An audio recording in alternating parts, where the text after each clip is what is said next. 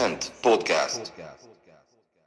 Hey everybody, this is Matthew, and Rizzle and I are back with another special interview on the Seb Podcast. This week, Rizzle and I spoke with Sebastian and Nathan of the Sandbox project. If you're not familiar with the Sandbox is a user-generated virtual reality game platform for the Metaverse. Sebastian, Nathan, Rizzle, and I, we had a fantastic conversation. We really dug down into what the Sandbox is. There's a whole platform element that we dug into, which includes a Vox Edit digital builder, a marketplace, and then a game maker and player.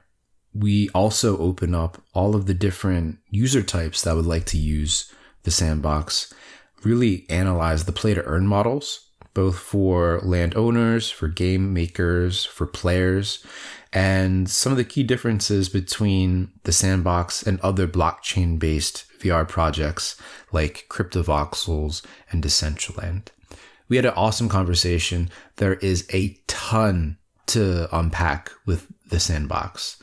It's a fascinating project that's looking to launch by the end of the year that has sold a large number of virtual land parcels. So if you have any interest in the metaverse, in building out virtual experiences and just all around cool shit, you're going to love this episode.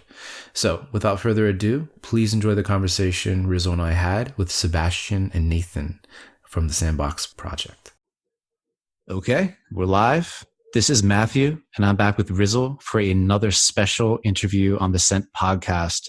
Today, we're really excited to be speaking with two folks who are building out the Sandbox, the user-generated virtual reality game platform built for the metaverse.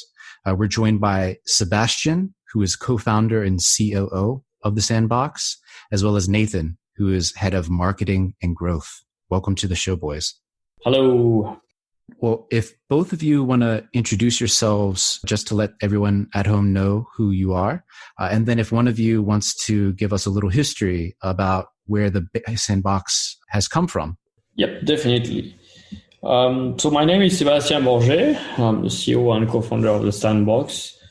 This is my fourth company founded with my partner Archo Madrid. We started in 2007 together. First company was developing a plugin for browsers using one of the very first applications of decentralization, which was peer-to-peer technology using BitTorrent. This company we sold 2 years after to a CDN network. Then we started an online media, photo, video, and music, upload and stream in the cloud to share with your friends. Sold this as well, and in 2011 we started our third company, which is Pixel, a mobile game studio, which was focused on creating builder games with IPs and brands involving like Snoopy, Garfield, Goosebumps, Adam's Family, and also having our own user-generated content to the single-player mobile game, which is the original Sandbox that we started in 2012. Pixel was acquired in 2018 by Animoca Brands, also a game company based in Hong Kong, and one of the pioneers in the space of blockchain games and NFTs. And we launched more recently as our fourth company, TSB Gaming, which is solely focused on the development of this new Sandbox virtual world, which is 3D, based on voxel, multiplayer, multi-platform, and using blockchain technology to empower creators and gamers to monetize their creations, voxel asset and voxel games through NFTs and our cryptocurrency Sand. That's awesome. And then Nathan, do you want to go ahead and introduce yourself and tell us what you're doing at the Sandbox? Sure. Thanks for having us. So I'm leading the marketing and growth at the Sandbox, and I have more of a financial / blockchain background. I joined before that Consensus around 3 years ago through the lenses of fintech, where I was leading marketing efforts at a startup, a spoke called Variable, doing so derivatives on Ethereum. So we were doing DeFi basically before it was cool, even known. And yeah, so after two years working on this, with of course my side passion being video games, being a video game player for since I'm a little child, I joined the Sandbox around a year ago, where as I've mentioned, I'm leading all the marketing and growth efforts, as well as working on some tokenomics, helping out on the setting up these the land pre-sales, the land design, and design of basically economics around the tokens for the Sandbox. Cool. And in a little bit, I'll have some questions on the token economics of the Sandbox, because I think there's like 5 different tokens, and I think they all play a pretty integral part. But before we dive deeper into the game, I think having a higher level overview of the platform that you guys are building would be really important. So as I understand it, there's 3 core layers, if you will, to the Sandbox. There's that first layer of the Vox edit. Then there's the marketplace, and then there's the game maker. There's quite a lot of components, and I'm just wondering if one of you would like to kind of break down each of those layers of the Sandbox and explain their role in the overall product. Yeah, you're right. So essentially, the Sandbox platform is like a virtual world that runs on 3 main components to empower creators and really give them the ownership of their creation and this possibility to monetize their skills and time. Well, the first component is called Vox Edit. It's a standalone desktop software that allows you to make 3D model in voxel, and it's quite unique. It's only free software on the market that also allows to animate them. So think of it like a 3D creation tool that you can make creation and export them and use them across the board in many other software. It could be Unity, it could be even in Minecraft. But you can also publish this content on our marketplace, which is an online website available at www.sandbox.game. And that's where the magic happens, and those 3D model becomes game items with attribute and rarity, scarcity applied to them, and they are tokenized as non-fungible tokens on the blockchain, enabling the users to own them, trade them, and monetize them. This is the second component, and the third component, last component, is the game maker and player, which is going to be multi-platform.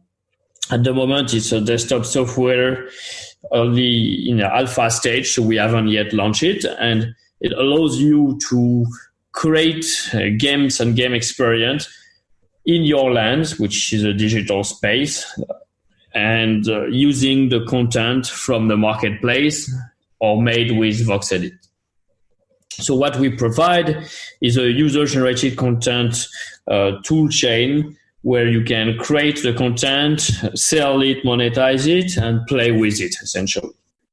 Dude, that's fascinating. The whole economics and everything. I'm just curious. So it seems like at this point, you guys, your target audience are builders and creators and people who are they've already scooped up a ton of your land and are chomping at the bit to do interesting projects on that land.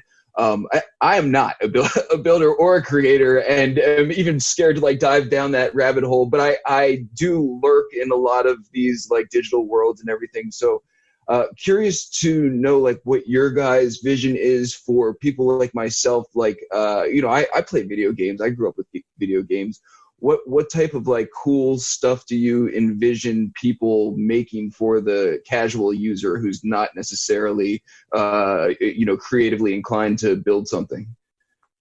That's a great question. And down the line, the vision of Sandbox is to be a mainstream game, even putting the blockchain and the crypto side aside.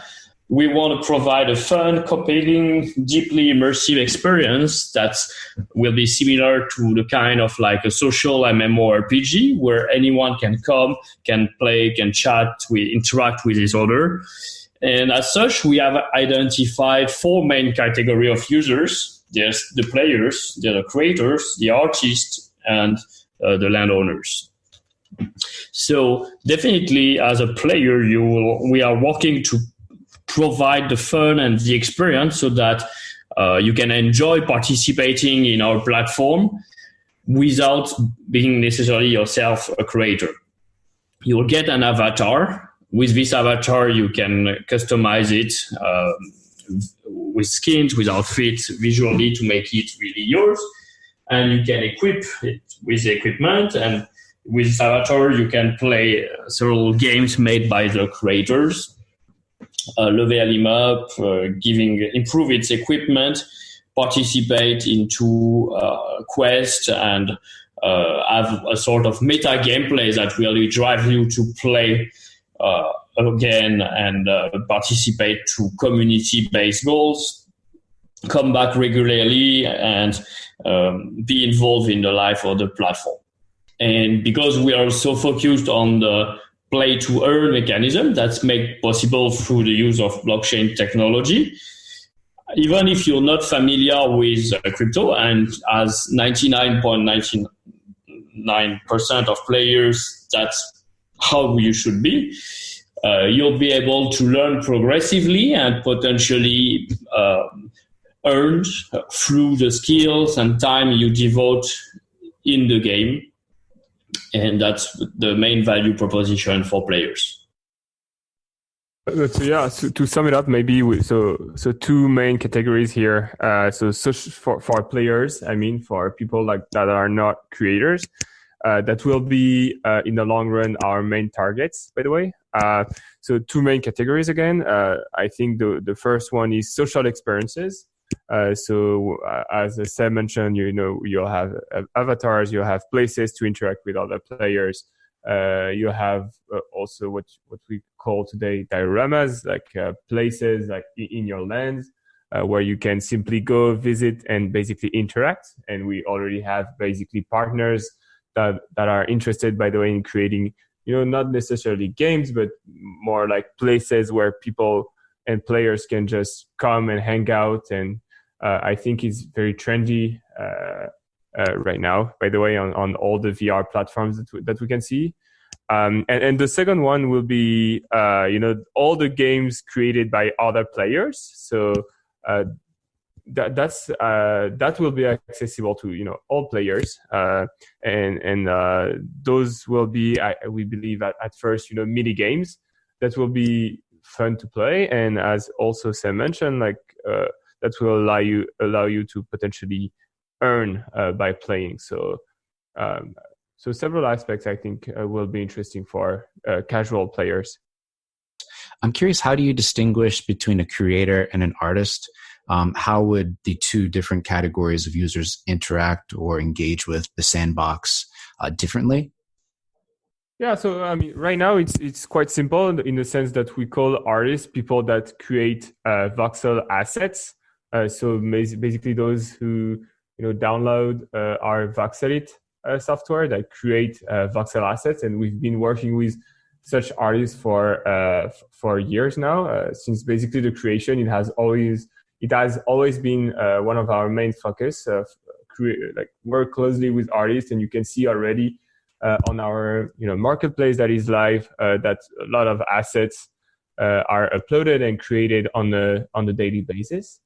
And on the other hand, we have creators. So creators are,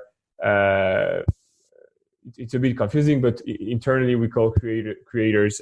Those will be, the ones creating games, per se. So the ones we're, having contacts with at the moment to help them create their project for their games and to be ready for when the game maker will be released, to assist them in their creation and also gather feedback from them to better tailor our upcoming game maker and stuff like that. So this is the main distinction. And then I guess the last player category will be the landowners. And maybe while we're kind of unpacking the landowners' role in everything, as individuals, but then as collectives and making districts and things like that throughout the game.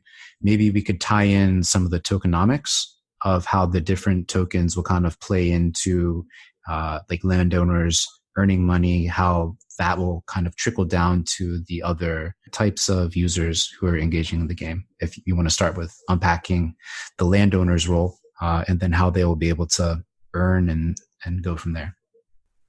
Yeah, so talking about token economics, we've mentioned one token already, which is the land token, which is a non-fungible token. So an ERC 721 issued on the Ethereum blockchain. We have a definite number of those lands. So the total amount of 100,000, like 464 lands in total. And we'll never have more lands than this amount.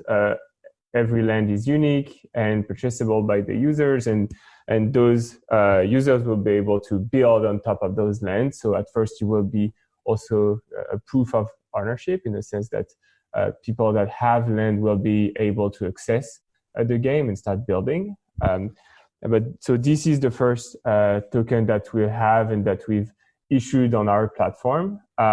The second one that is soon coming is the assets. So those are another standard still developed on the Ethereum blockchain, which is an ERC 1155, which is basically a token that have several copies.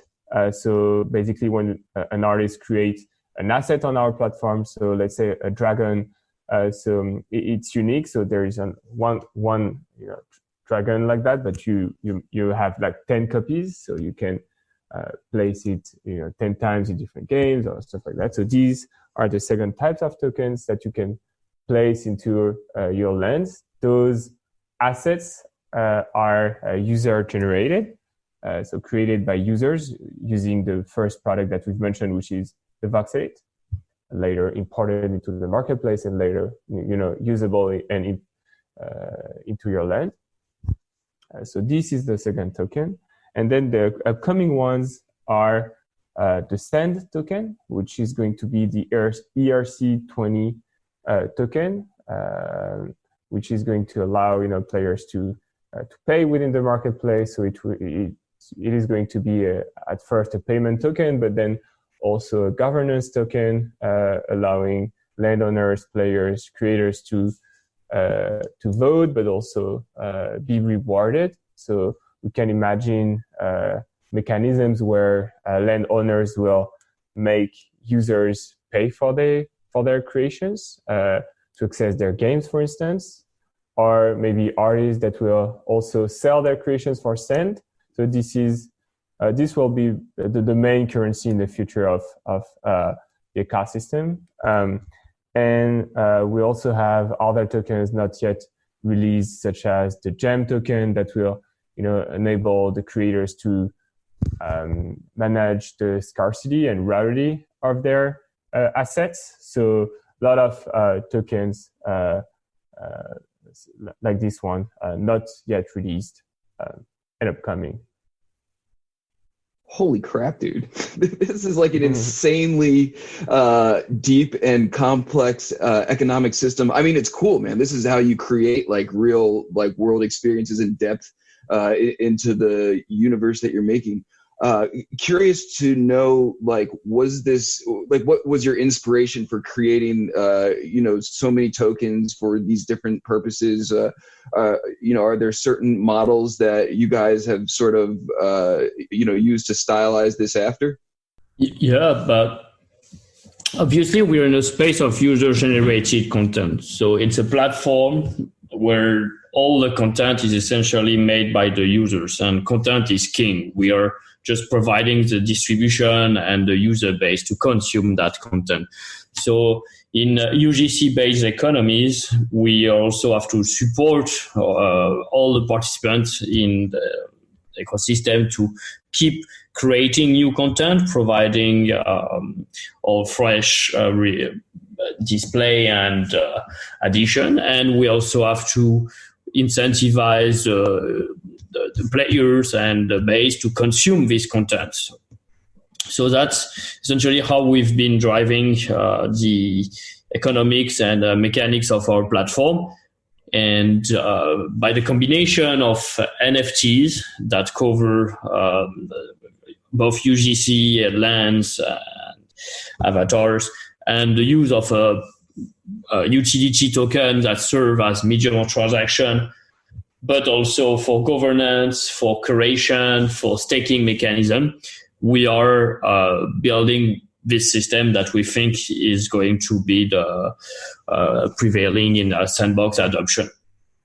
And this is just the base layer, the tip of the iceberg. What I think is going to be amazing through this adoption also is like we are creating a decentralized world where progressively the users can also build their own rule. They can create DAOs. They can manage the content and the economy of their games in ways that do not require us to be necessarily involved.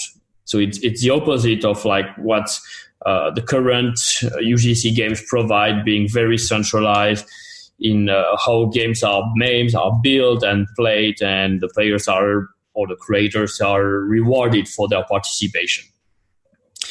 So that's very exciting, and we are pioneers in the space, and this is just the premise. Like, we haven't yet fully launched.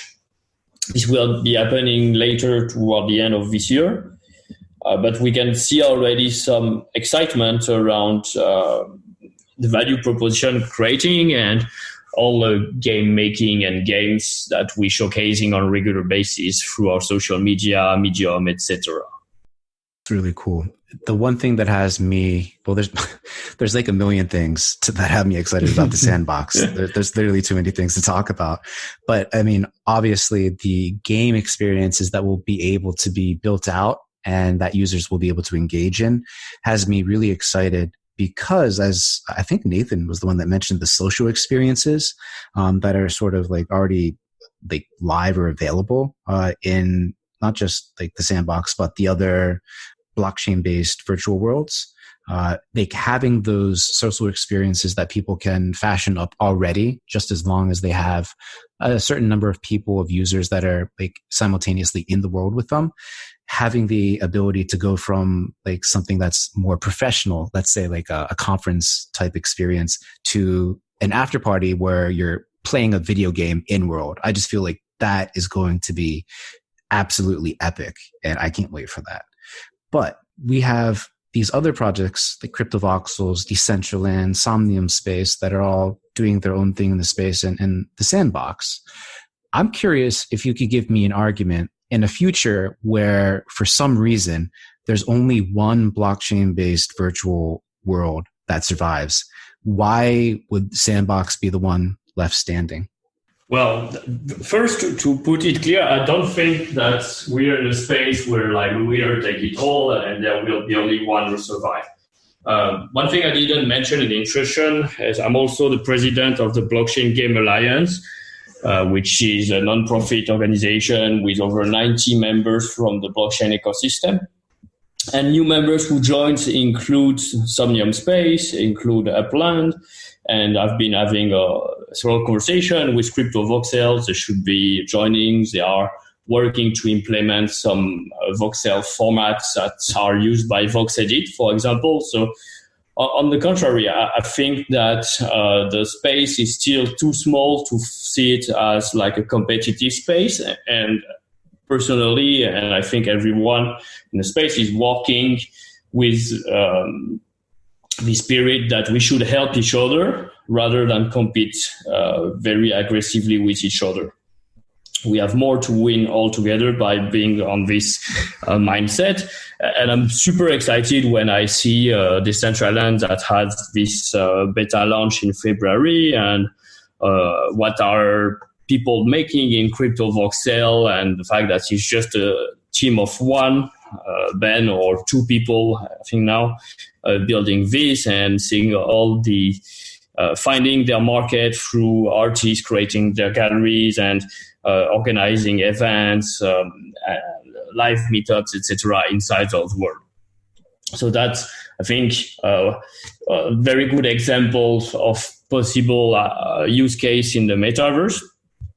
With Sandbox, we have one differentiator. We'll be able to do live events, meetups, on art galleries that allows you to import your crypto art from NFTs, etc. I've already publicly communicated about those features in a roadmap.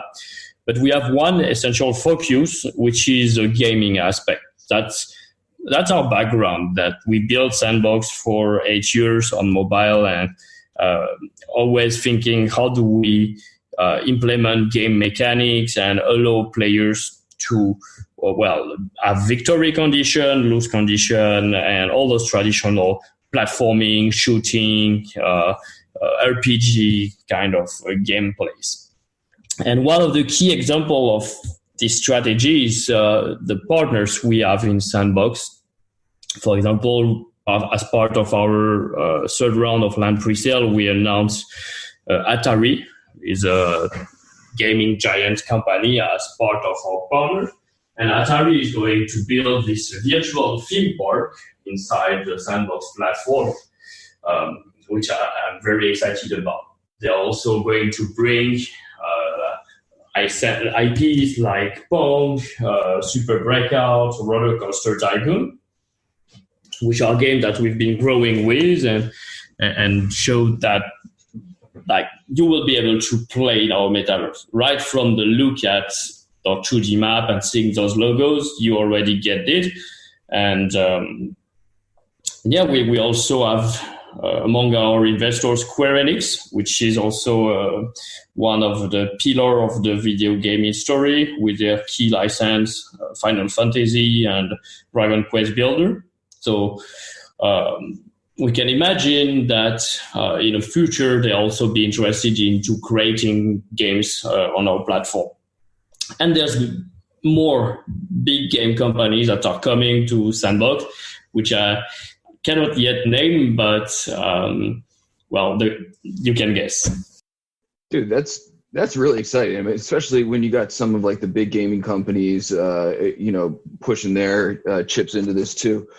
Again, sort of curious from like the average user standpoint, I feel like there's a wide range in all of these, different components of the metaverse, from like, crypto voxels, you could just pop in with a link on your browser. You've got Somnium Space that you got to download, a fairly bulky client, and it's really best viewed in like, with a headset, even though I believe that you can also view it on a browser. But my understanding is also, that it put some strain on your hardware depending on what you're trying to access it from mobile or laptop, desktop, etc. So from a strict like user standpoint, like what's the ease of access to, like, let's say, Matthew sets up his arcade or something in Sandbox. Do I have to download something? Can I just click a link and hop in and hop out from there into one of these other platforms? Or what is like the ease of access that you guys are going for? Well, we're adopting the same model as most games. So we are launching first on PC and Mac. So you can create games and you can play games from your desktop computer. And we also will be launching afterwards on the mobile platform. So you can play the games straight from your iPhone, Android device, or tablet. I think the key question here is not necessarily the exact medium on which it runs to, but what's a requirement from a player's perspective to enter the game experience. And one thing to consider, beside the fact you have to download the client or its brother base, essentially is like, do you need a crypto wallet to enter the experience, or is it as simple as just create an email and account and you're in, just like those traditional MMORPG or like World of Warcraft or even Fortnite? And I think we have millions, hundreds of millions of gamers that have used to play this kind of game, go through just having an account with an email and password and accessing the game through either a desktop launcher or their mobile. And that's the experience the Sandbox will be providing as well. Okay, so you're trying to do what a lot of these projects are doing in terms of like getting it's crypto based, but removing all of the difficult crypto stuff from it and just be able to have users access this, game in a way that they're familiar, accessing games that have similar economics, except this is just blockchain based and but it won't be very, very obvious to someone who just wants to hop on and play. Am I understanding that correctly? Exactly. Like to the gamer eye, Sandbox is a game and blockchain is a technology. So they should benefit through what blockchain enables, essentially the true ownership of your content and the monetization. But it shouldn't be the first key requirement to enter the game or a blocker. So the moment where you'll be able to, where you will need to execute specific transaction on the blockchain as a player will be pushed as far as possible in the user experience, allowing you to test the game and enjoy it first without even having to think on the specifics of how it's running behind and what it means.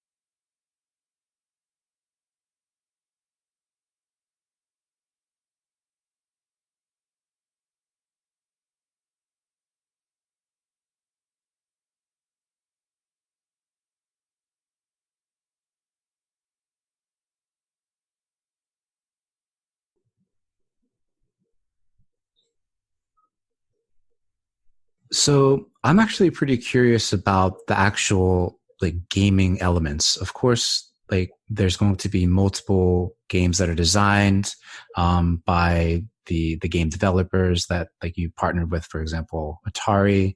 I know Whale Shark is getting money allotted to design amazing things on his massive landholdings within the Sandbox.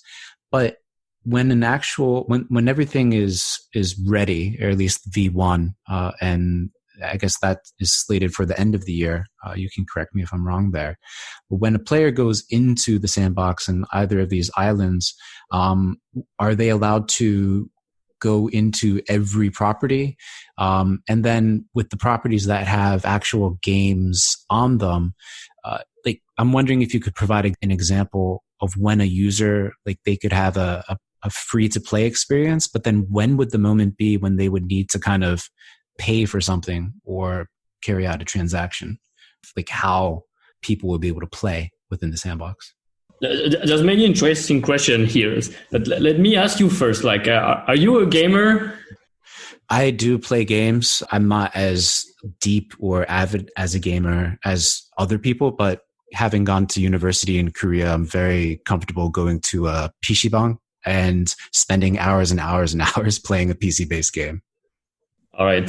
So, what kind of game would you like to see in Sandbox? So, to take it as an example.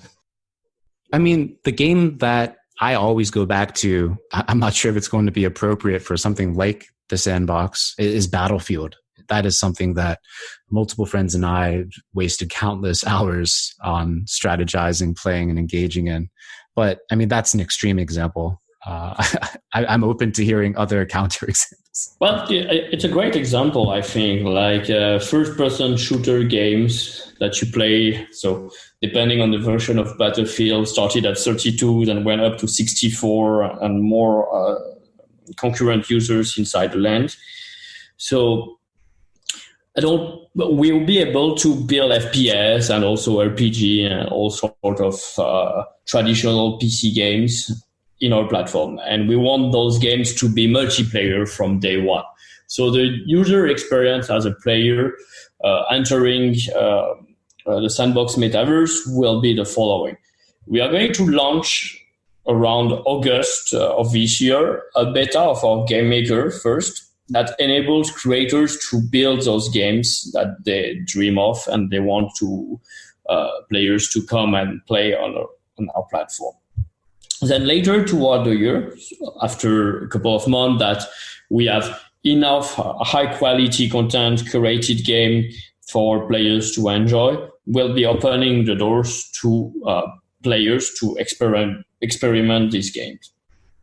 As a player, I'll be able to see the games that are open and available, both from our map on the dashboard website at www.sandbox.game and from the game client. And from there, you'll be able to search for games. You'll be able to see the logos, the description, screenshot, some sort of like App Store or Steam Store or Epic Store approach of browsing game, but with the visualization of a map, where the location is going to be important as well. And by entering a game, you'll be able to join one of the multiplayer sessions happening in this game. So I think it's going to be quite similar in terms of experience to what you used to play with Battlefield, for example, which is a great example, and that's how it should be. So in terms of like the parcels and how it all like fits together, are the individual parcels sort of like their own islands in the sense that, like, you know, if I go to play Battlefield, I'm there, or is there like a point where if I walk far enough off the battlefield, I'm going to get hit with like a Tetris block or a Flappy Bird and like, or, you know, somebody else's parcel or something like that, or how does that work in the big world? Yeah. So every game runs into its own land. So we are not one single persistent giant wall that you can cross from A to B and then experience all the different kind of games running simultaneously. Every game is hosting several instances of multiplayer games. Each server, let's say, hosting 32 or 64 players simultaneously, and then spawning a new instance when that first one is full, and so on. And as a player, you are limited to inside that game. So you're not going to see what's happening outside while you're playing into one of those instances simultaneously. That's more a limitation at the moment that exists into the capacity to run multiplayer games instance-based while rendering also what's happening potentially quite far away from the user site and into other multiplayer instances from neighbor games. But it's not impossible that in the future, as the computing power keeps growing, that we can enable that. The key focus is also, let's make it sure that it's fast, it's fun to play already within one single game. And just like in Battlefield, when you are in that server map, you're not seeing what's happening into all the server maps right away just because you look at the limit of the map. It sounds like it would be chaos otherwise. So I was just curious how you navigate that. So do you consider yourselves like sort of like you're creating your own universe, or do you see this as part of the larger metaverse in terms of like interoperability and stuff like that? We definitely think that we are participating into a larger metaverse, and all the content that is being created with VoxEdit and tokenized on a marketplace as ERC 1155 can actually be used by other game developers into their own game. So they are not restricted already only specifically for the Sandbox game maker. And this added utility of all those non-fungible tokens is one step towards the interoperability. Today, we announced a partnership with a company called Crypto Kaiju as well, which maybe you heard about them. They are doing collectible vinyl toys, so physical objects that include an NFT as well. And they released a special edition of a Shiba dog called the Dog Jira. And this Dog Jira exists as a physical toy with its NFT, but also exists as a 3D voxel model that will be used inside Sandbox Metaverse. So every buyer of that dog, which I think they already sold out today, will also be entitled to receive an NFT that he can use into the Sandbox game maker and play with, which I think is quite exciting. Another great example is with another partner called B2 Expand with a game Light Trail Rush, which is like a futuristic race game where they take their spaceship, they voxelize them, and they have game capacity inside our Sandbox virtual world as well. If I can add something to that as well, and again, I've mentioned that, but we do think that interoperability is absolutely key in our case. And I do think as well that it is one of the biggest strengths of those blockchain games being interoperable between each other. But we also think that we should make it interoperable with existing games. So we have built already tutorials on how people should import and can already import their assets built into Minecraft using VoxEdit. So those kind of things are going, of course, to help us attract people from Minecraft into our games, but also allow to import assets into our games and make it also more interoperable, if I can say, not only to blockchain, to other blockchain games. So of course we are building a new metaverse, let's say, but we'll do everything that we can to allow for interoperability with other games, and not only from blockchain games, but any UGC should be able to, any UGC platform should be able to bring some value to what we create. And in the end, we are building a game, but also we are allowing, by providing the tools necessary, to anyone to create stuff, we are allowing basically the mass to potentially create within our metaverse. And those creations should not be limited only to our universe, our metaverse. It's just like the scope and intention of everything that you guys are building. It's mind blowing in how immense and massive it is and sounds. There's just so many moving pieces. I'm curious from an organizational standpoint, like how big is the team that you have working on this together with you? I know there's a lot of partners on the outside who are developing many experiences and assets and elements of the game using the tools that you've built. But organizationally, how many people are on the core Sandbox team? And like in terms of distribution, I know like blockchain makes you global like immediately, but based on the 3 previous land sales, I'm curious if there's any like geographical areas that have kind of like jumped up to the front of the line as displaying more interest than other areas. I know last week when we tried to have our conversation, we mentioned Johan over here in Korea, who was managing what seemed like a pretty massive interested community. So I'm curious about it from the organizational standpoint, and then around the world, which pockets of the world are most interested in the Sandbox at this point. At the moment, we are 40 people with the largest part of the team, 26 people based in Buenos Aires, Argentina, 11 people in France, 2 in Korea, and 1 in Japan. So it's a sizable team, but considering indeed like the ambition and the vision of the project and the fact that we have 3 main products plus all the blockchain and crypto components, I still think it's relatively small per product.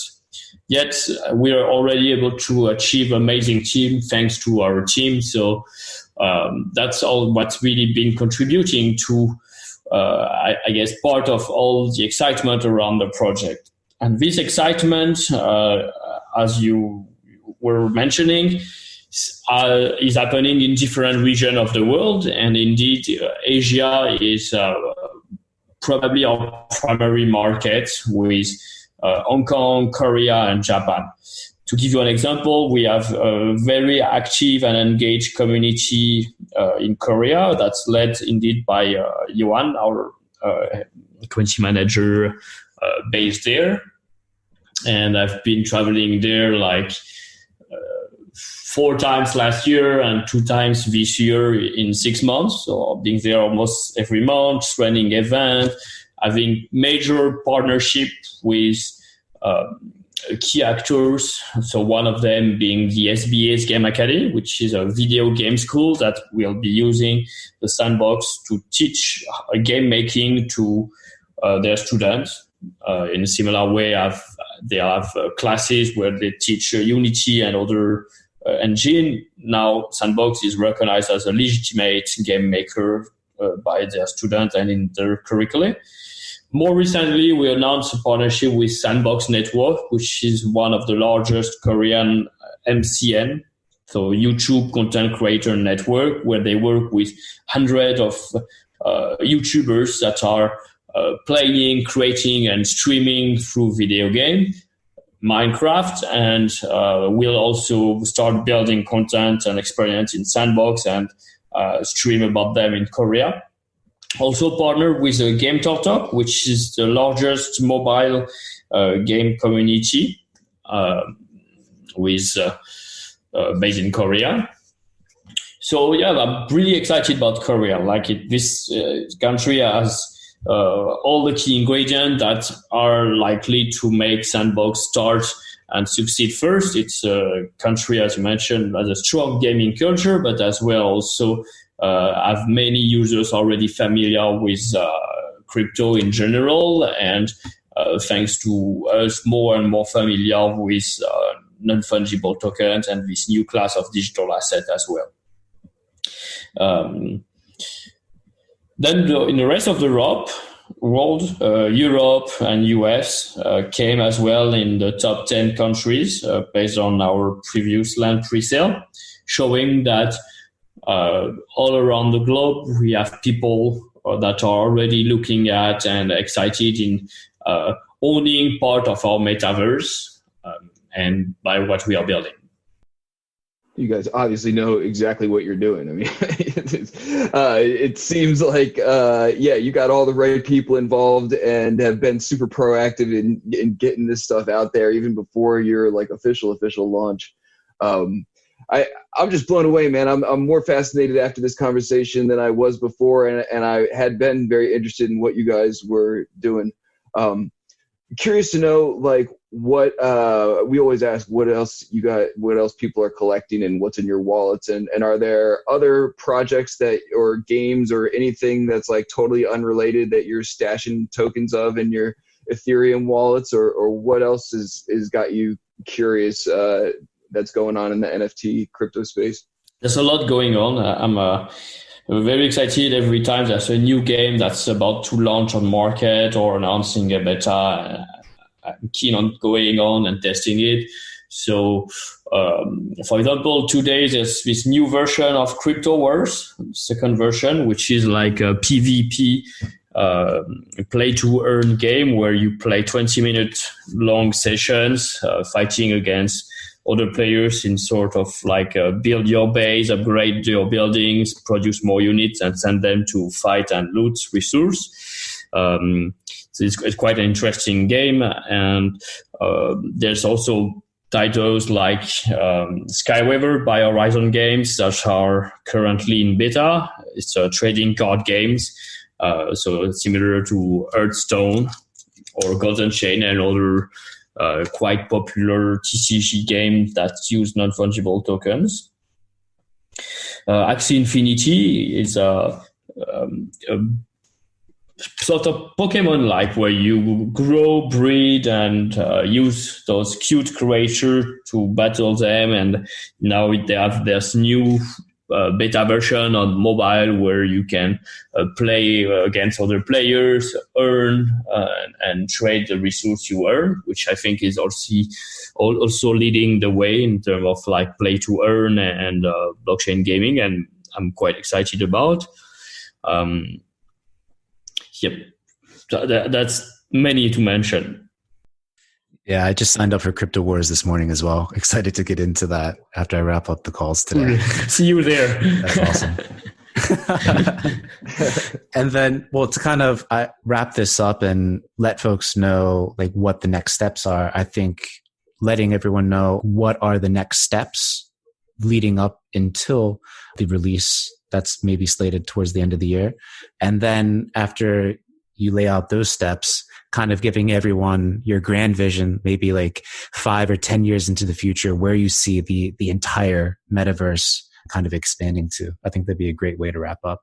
Yeah, I'll let Sebastian do the vision for the next steps first. We will start distributing the game maker to our land owners and to find some creators among those landowners that are willing to try out the product and start building with us. We've also, for months, been in contact with game creators that we're continue to work with them and make them try the product. So we are going to release, as mentioned, this pre-alpha version of our game maker to be released around the summer in an alpha stage to increase the creation on our platform. And we'll conduct as well. So that's for the game maker side.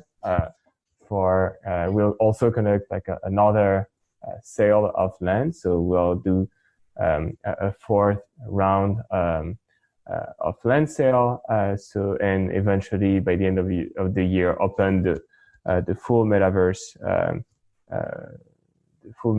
to sale as well. At least some parts of it to be followed. And by the end of the year, hopefully have the first public tribal version of maybe some games, or at the very least the game maker as mentioned. So to be followed closely, but maybe Sebastian can add some parts on that as well. Yeah, there's a lot of work ahead of us to continue launching our product and announcing major partnership as we'll get closer to the launch. I think the big vision we have is to offer this truly decentralized economy where games and content are built and controlled by our community of users. How do we reach over 1 million monthly active users within Sandbox within the next 2 to 3 years? That's the first step goal, I would say, toward that vision. And within the decade, hopefully, have Sandbox on par with Minecraft and Roblox and be on the 100 million of active users. That will be amazing, of course. And when we reach that moment, we'll be laughing at like how people were maybe a bit hesitant or saying like blockchain didn't bring enough value for justifying games to be made and the new business model to be thought like play to earn as a replacement or complementary to free to play. So yeah, we are. That's what we're working on. Boom! I love that vision. I love that. I can't wait for that moment to come. And I'm also a firm believer that it's on its way. Well, before we wrap up, just if there's any websites that our listeners need to pay attention to that you need to shout out, any social channels that they need to be following to stay up to date on the latest announcements, I think that'll be the last question. Yeah, so you can visit, of course, our website, which is sandbox.game. And you will find there as well all links to our social media. We have a very active Discord community with more than 10,000 followers over there, around 11,000 even, I think, currently. And all the news go out there first. And of course, we have an active Twitter channel. So I'd say visit our website, join the community on Discord, and also follow the Twitter for the latest announcements. And you will have more content, more explanations about the tokens and things we've talked about in our Medium, so our blog, which you'll find at Sandbox Game as well. Awesome. And we'll make sure to link to all of those channels in the show notes. Well, Sebastian and Nathan, it was an absolute pleasure to dive deep into the Sandbox and the grand vision that you guys are helping to make a reality. Thank you so much for your time, and I'm really excited to see where you guys are taking this. Thank you so much, guys. Great to be here. Thank you so much for having us, allowing us to speak our vision and all the excitement around what we are building. And I'll be happy to follow up in a couple of months as we are about to launch to see where we are, give you some updates, etc. That'd be awesome. Thanks again, guys. Thank you. Bye-bye. Bye-bye. Hey everybody, this is Matthew again, and I really hope you enjoyed the conversation Rizzle and I had with Sebastian and Nathan from the Sandbox project. It's crazy, right? That project is so intense. There's so many moving pieces, but there's no better people to be attempting such an ambitious project other than Sebastian, Nathan, and the team that they're working with. As always, if you aren't already subscribed to the Sim Podcast, make sure you're subscribed wherever you listen to podcasts. And if you have any friends whom you think would enjoy podcasts like this, make sure that you recommend it to them. In the next couple of weeks, we have special interviews with the man, the myth, the legend, Connie Digital, as well as a member of the Rare Arts Festival and some other exciting guests that we want to keep under wraps for now. So I hope that everyone has an awesome weekend.